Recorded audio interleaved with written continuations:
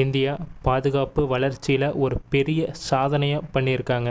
முதல் முறையாக ரெயிலில் இருந்து அக்னி பிரைம் ஏவுகணையை வெற்றிகரமாக சோதிச்சிருக்காங்க. இந்த டெக்னாலஜி சைனா, நார்த் கொரியா கிட்ட மட்டும்தான் இருக்கு. மற்ற எந்த நாடுகள்கிட்டையும் இந்த டெக்னாலஜி இல்லை. முக்கியமாக இது சாதாரண சோதனை இல்லை, இந்தியாவோட நியூக்ளியர் பவரை அடுத்த லெவலுக்கு எடுத்துட்டு போகிற சோதனை தான் இது. வாங்க இந்த அக்னி பிரைம் ரெயில் சோதனையை பற்றி ஃபுல்லாக பார்க்கலாம். வீடியோக்குள்ளே போகலாம்.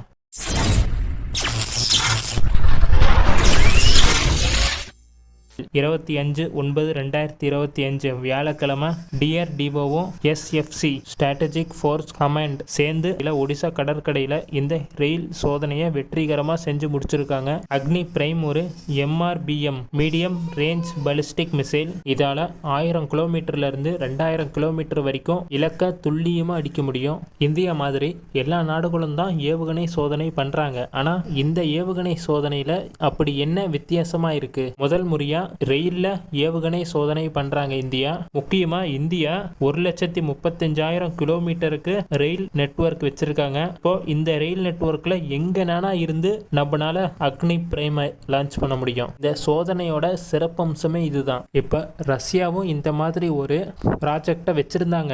அதுதான் பெரோஜின் மிசைல் ரெயின் மொபைல். ஆனா இது இன்னும் செயல்பாட்டுக்கு வரல. இந்த ப்ராஜெக்டை ஒரேடியா அவங்க டெவலப் பண்றதையே விட்டுட்டாங்க. ஆனா இந்தியா இதை சக்சஸ்ஃபுல்லா முடிச்சிருக்காங்க.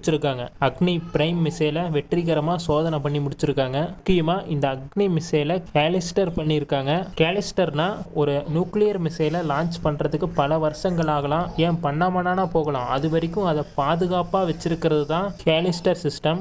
ஒரு பாட்டிலுக்குள்ள ஒரு பென்சிலை போட்டு மூடி வைக்கிற மாதிரி தான் இது. அந்த மிசைலுக்கு கரெக்டான டெம்பரேச்சரை கொடுத்து வச்சிருக்கோம்.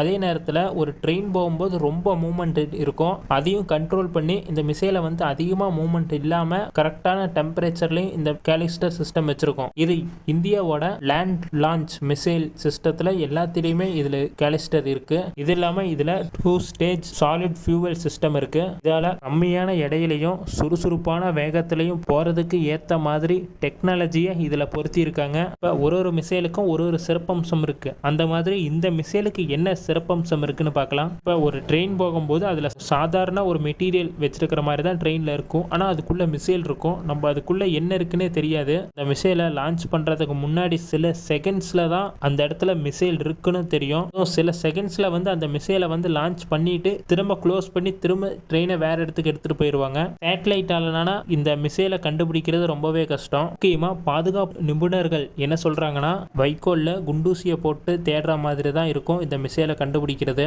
சாதாரண பயணிகள் போற ட்ரெயின்லயே இதை பொருத்த முடியும். கம்பார்ட்மெண்ட்லயோ இல்ல கடைசியிலயோ இல்ல சென்ட்ரலயோ ஒரு கம்பார்ட்மெண்ட்ல இந்த மிசைலை நம்மளால பொருத்திடலாம். இது யாருக்கும் தெரிய போறது இல்ல. இது இல்லாம நிறைய கம்பார்ட்மெண்ட்ஸ் யூஸ் இல்லாம வச்சிருப்பாங்க. அந்த இடத்துலனால இந்த மிசைல் இருக்க வாய்ப்பு இருக்கு. முக்கியமா இந்த ரெயில் அக்னி வேரியன்ட் இந்தியாவோட நியூக்ளியர் மிசைல் பவரை அடுத்த லெவலுக்கு எடுத்துட்டு போகுது.